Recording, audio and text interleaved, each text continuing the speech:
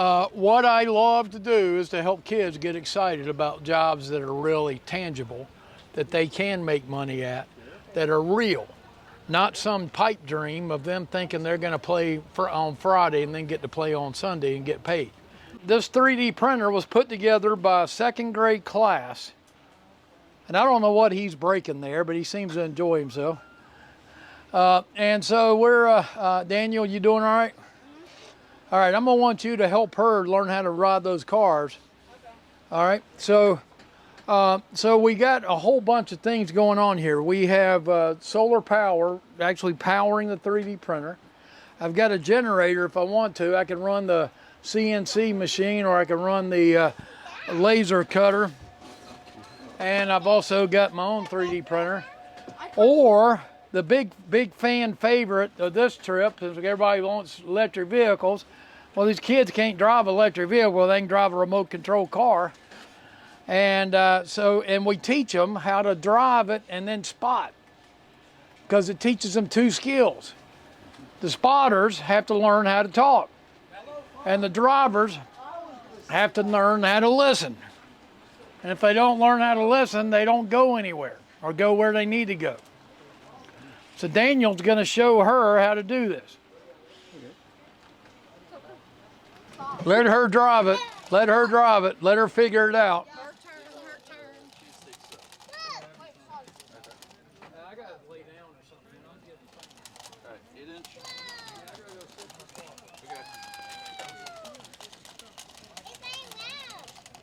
You are kind. I have to connect to the high-speed internet.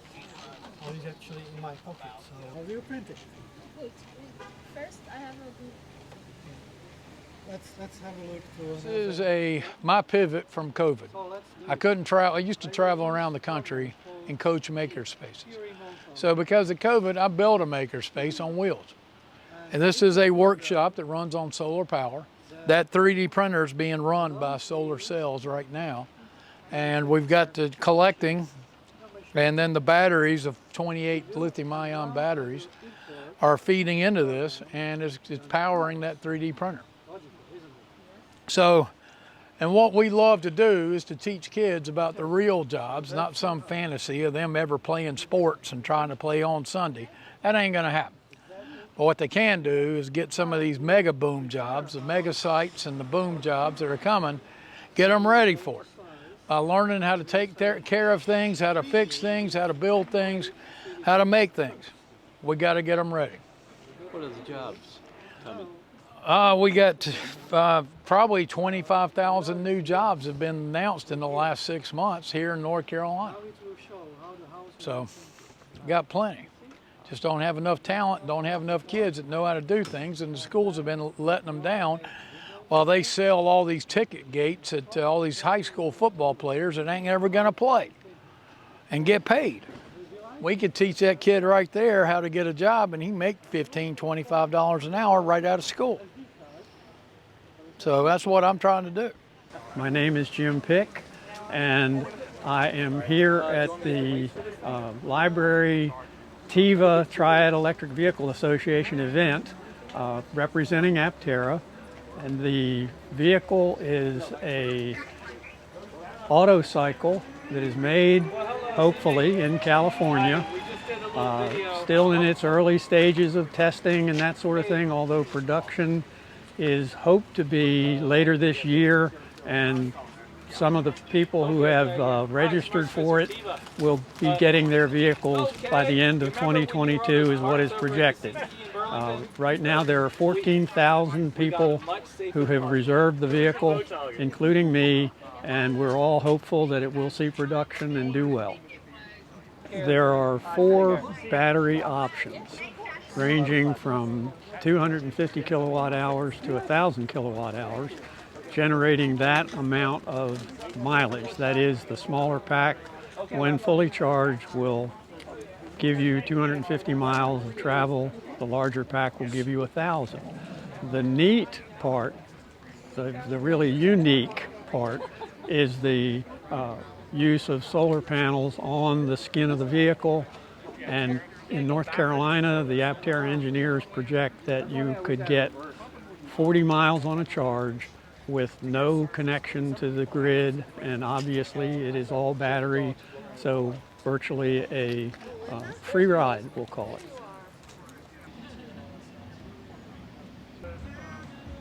When we go into the school system, it's typically working. Yeah, it's a pretty wild deal. That's impressive. Yeah, for sure. That's 500 kilowatt, you said? Yeah, that's a 500 kW average. Wow. Yeah.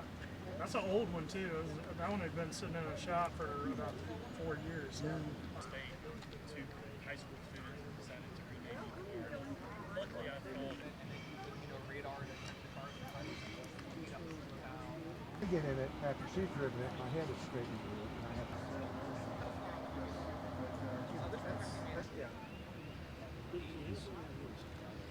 I heard it on public radio. Aside from you did. that's and mechatronics is another one.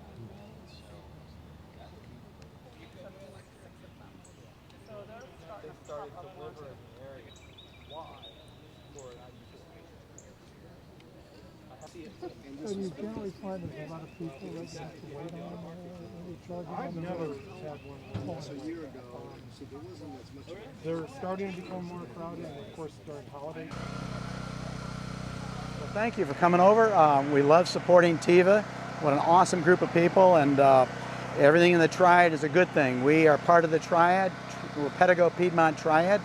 The first, I think, in the Triad to introduce electric bikes about 7 years ago. We currently offer 19 different models with the Pedigo brand. Hello Fun. They're pedal assist bikes, of course. They come with a 5-year warranty. We have a hidden throttle over here to, if you do need to get up the hill. They're not toys, so we rent them. We offer tours on them. We sell them. They've got pedal assist computers over here that go 1 to 6. We still want you to know how to ride a bike. We've got different colors. You can add fenders. You can trick them out with saddlebags. You got baskets if you want to carry your pet in them. But the main thing is you get out and enjoy them, enjoy the beautiful outdoors like we have today here at TEVA in Greensboro. Our second shop is going to be over on the Greenway there at High Point, right near Duck Donuts. So either way, you can rent, take a tour, come shop, and come have some fun. A typical diesel bus will run you around $350,000 to $450,000. This bus, depending on the additions that you make to it, will run you around $600,000 to $750,000. So yes, it is quite a big increase. But as I said, it will pay for itself over time in terms of the lower fuel costs to us.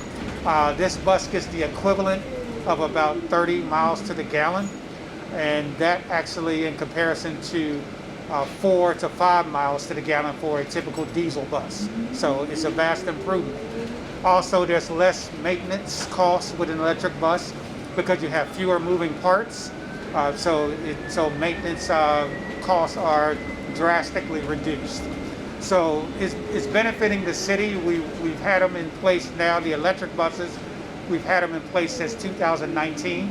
And from what we're seeing so far, it is making a marked difference in terms of the cost of operating transit in Greensboro.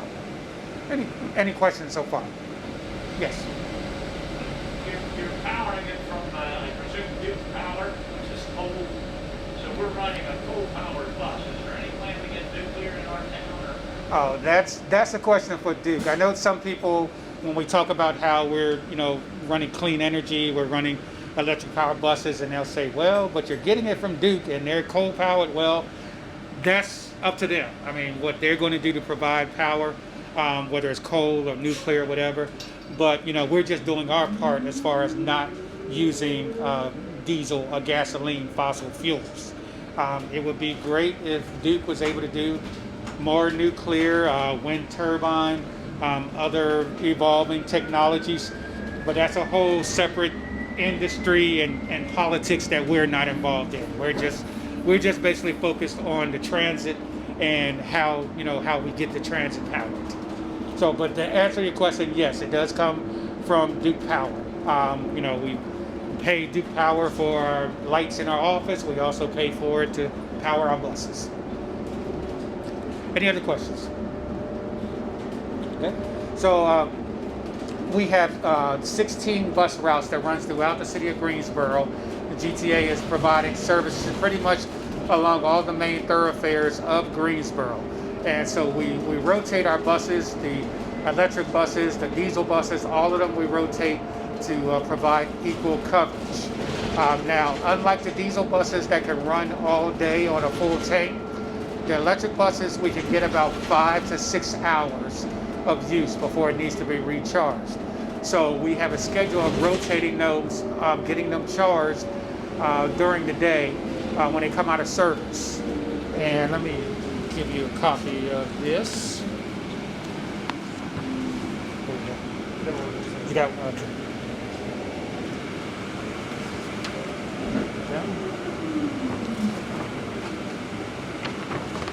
Okay.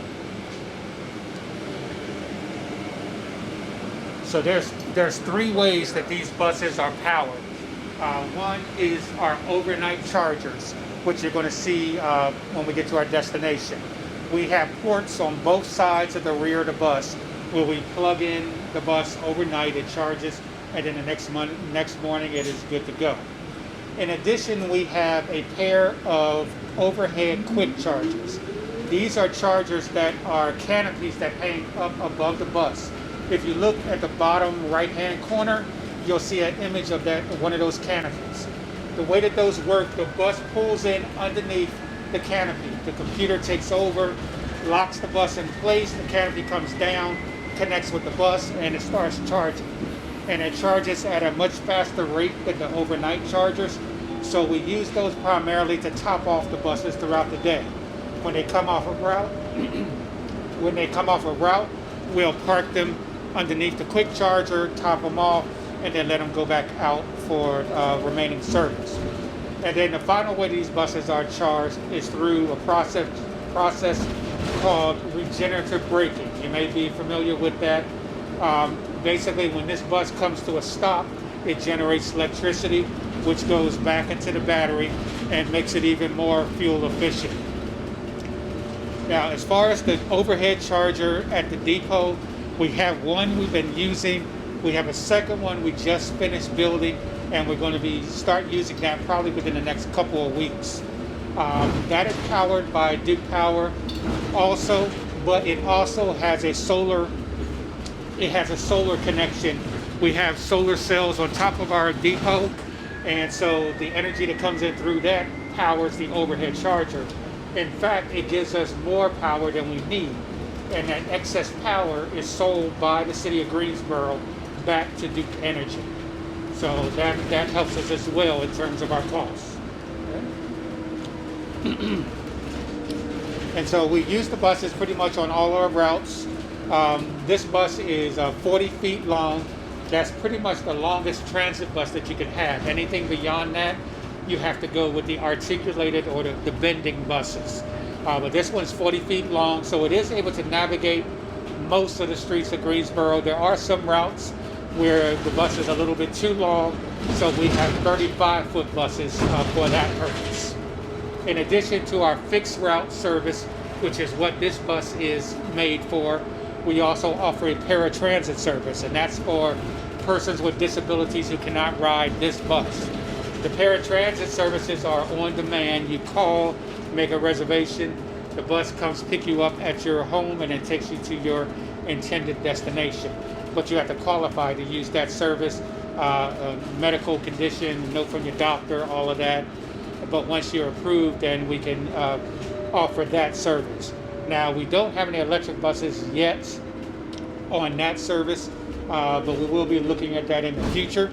Hopefully, we'll be getting some smaller vans that are electric powered that we'll be able to use for that service. Okay. Okay. Any questions? Yes. How long do you typically sit at the overhead charger during the day to top off? They normally just let us sit there until they need the bus, so it ranges.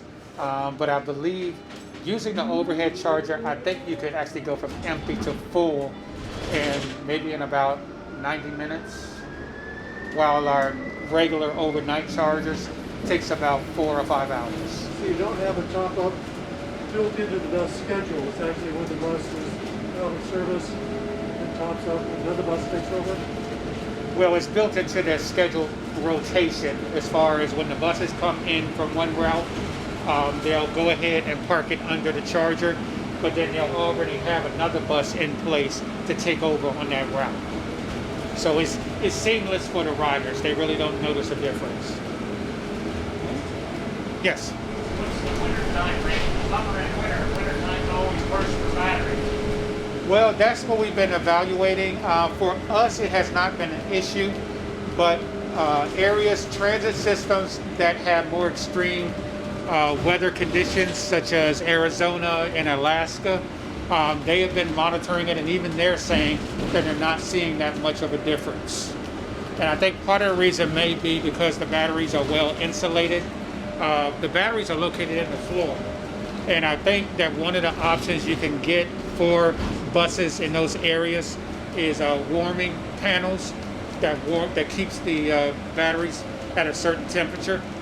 So yeah, from what I understand, there really hasn't been too much of an issue with them. How do you heat the bus? In the wintertime, where does the heat come from to heat them up? Basically just electric heaters that is powered by the batteries. Everything on this bus is powered by the batteries. So it's electric resistance heating, or is it a heat pump? That I could not tell you. That's beyond my knowledge. Yeah. But yes, the heat as well as the air conditioning is powered by the electric battery. Any other questions? Yes. So for the drivers, is there any difference from their point of view if they're driving one of the electric buses versus the diesel or anything else? Well, in talking with them, they give us their opinions and as they take a look at the buses, because a lot of times we actually bring the buses in before we purchase them, so the operators can look at them and get a feel of them. As far as the Proterras, the biggest drawback. Sorry, let me cut this out.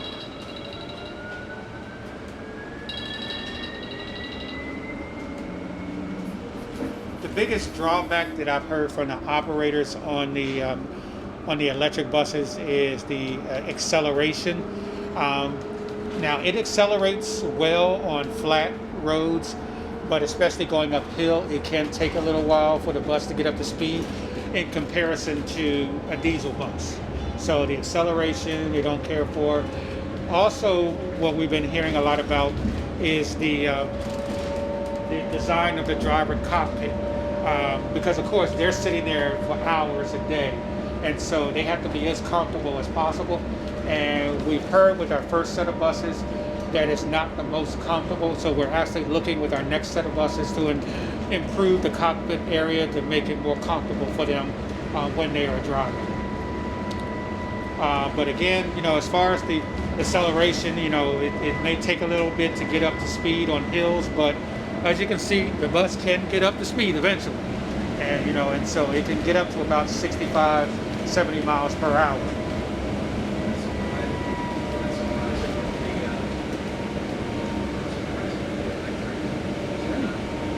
Any other questions? So where we're headed to now, this is our operations center. This is where we maintain the buses, also where we wash, clean them, and do the annual servicing, and of course refuel them. So you'll be able to see pretty much our entire fleet there. So you plan to buy all electric new buses, or are you going to buy any more diesels? Right now we're still in electric bus mode in terms of all our new buses are becoming electric. Now, before we've said our goal is to become 100% electric. However, there's still some barriers that we're going to have to overcome before we can do that. Because for one, Greensboro weather-wise, every 2 to 3 years, we have power outages during the winter to the point that we lose total power. And without power, we can't charge the buses. So for the time being, we'll still need to have a certain number of diesel buses in our fleet until we can build an electric infrastructure that we can power the buses even with a loss of power. It's like At our facility right now, we have a generator that we can use when the power goes out, but that generator is not large enough to generate power for all of our buses, just for the building. So that's something we're going to have to take a look at if we are going to go 100% electric.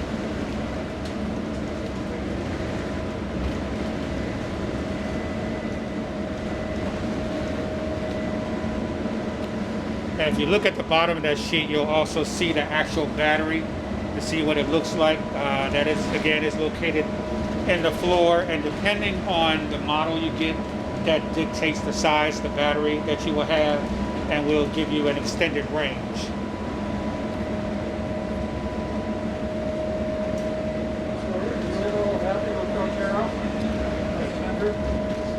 Yes, we're pretty happy with them so far with what we've seen. There's some areas I think for improvement that they have been discussing, and what we're looking to do, we're actually about to go out to bid for the next 4 or 5 buses, and so we're going to be looking at other makes as well. Matter of fact, this Monday, New Flyer Corporation, they're based in Canada, but their manufacturing plant is in Anniston, Alabama. They're going to be bringing an electric bus by this Monday for us to take a look at, and so we're going to look and see that if we possibly may switch manufacturers. Now, before we couldn't do that because every manufacturer had their own proprietary charging infrastructure, but the federal government has now regulated that, requiring all electric bus manufacturers to use a standardized charging infrastructure. So the charging port that's on this bus that you'll see when we get to our destination, that's the same charging point you're going to find on buses manufactured by New Flyer, by Gillig, by Nova Bus, all the different manufacturers.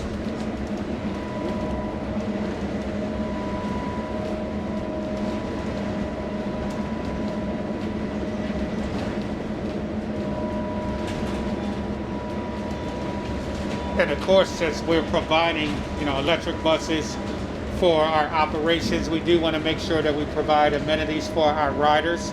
So one of the things that we've been featuring on all of our electric buses are charging ports for your personal devices. If you look under the seats, you'll see all of them have charging ports so that people can charge their phones while they're riding.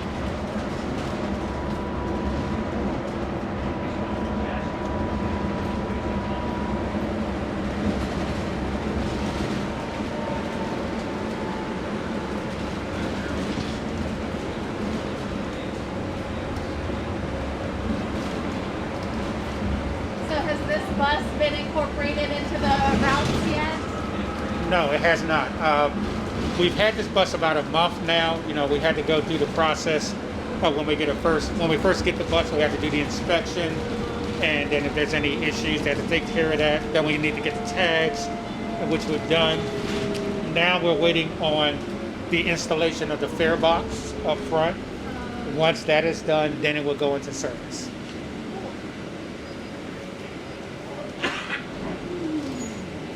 So I imagine it will probably be another week or 2 before it enters regular service.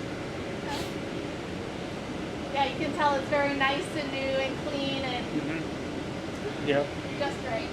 Well, the thing is, all of our buses are pretty clean. That's one philosophy that we've always kept, is that riders of public transportation should be as proud to be on their bus as they would be on their own car. It should be clean, and all of that. And so we wash and clean our buses every single night. Oh, wow. Yeah, every night when our bus comes off a route, it goes through the bus wash, and then they vacuum, sweep, do what they got to do, and get it ready for the next day. So if you ever see a dirty bus in Greensboro, that's because it got dirty that day, Okay. and it'll be cleaned that evening. Yeah. So when you get on our older buses, you'll see it pretty much looks like this. I mean, you'll see some stuff showing somewhere, but for the most part, yeah, you're not going to see trash and anything like that. That's great.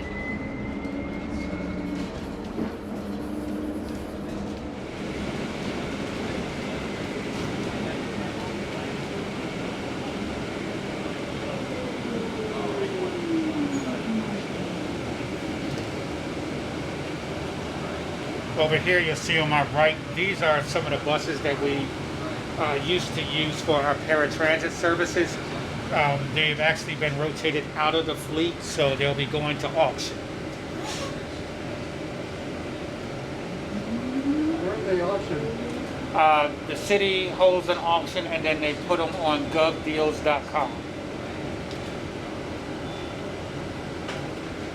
So the same auctions that you can pick up typewriters and computers, you can also buy buses. What kind of mileage is on those? Well, the Federal Transit Administration requires us to keep the buses for about, and it ranges depending on the type of bus, but anywhere about 500,000-600,000 miles or 12 years, whatever comes first. Once we reach that, then we can retire the bus, and the FTA will give us money to purchase another bus. So those were our current paratransit buses, and then these are our fixed route buses, diesel, and also the diesel electric hybrids. Are those overnight charging? Yes, that's what we're about to go take a look at now. So if you want to join me. But these are all of our electric buses, made, again, manufactured by Proterra. Each one features a charging port on both sides of the bus, as you can see from this door right here,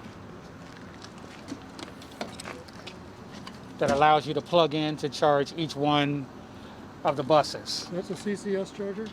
I'm not sure what the exact name of it is, but yeah, it's become the standard for the buses.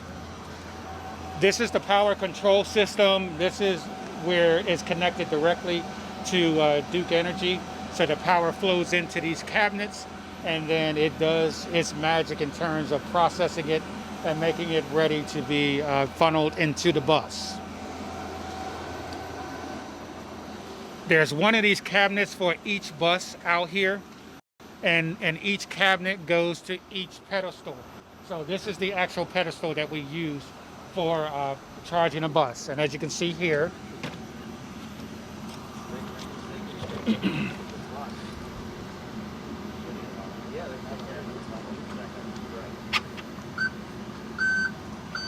so when you're done charging, all you do is press the button, hold it, wait for the beeping to finish, and then you just press the button and remove it.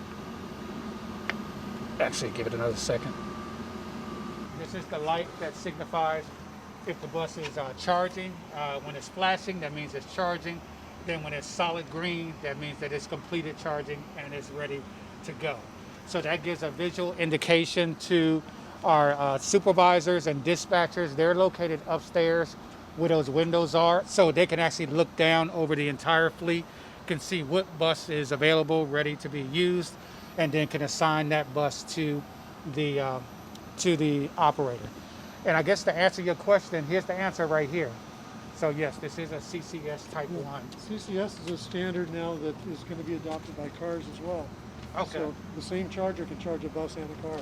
Yeah, well actually I was talking to a transit system previously, and they told me when they went out of town and they needed to charge the bus, they took it to Walmart. Yeah. There was a charging station there they could use. Yep.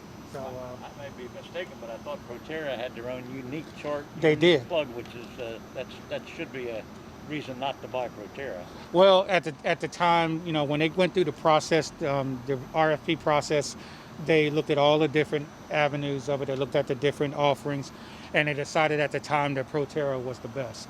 But fortunately for us, the charger that Proterra built their buses with, that was proprietary to them, is now the one that is going to be standardized for everyone. Is that going to be the SAE standard?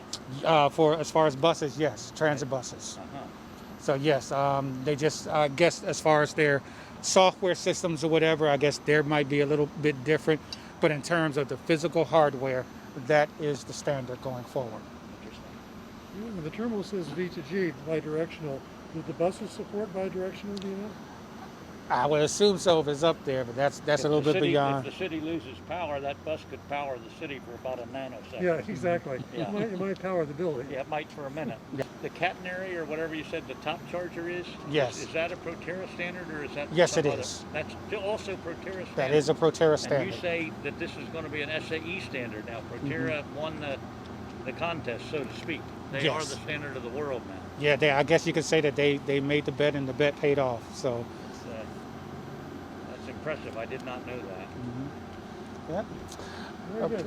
All The right. other thing is, it's kind of sad. In Greensboro, North Carolina, that's the headquarters of Nova Bus Company, and Nova makes electric buses. And here we go and buying these foreigners from South Carolina.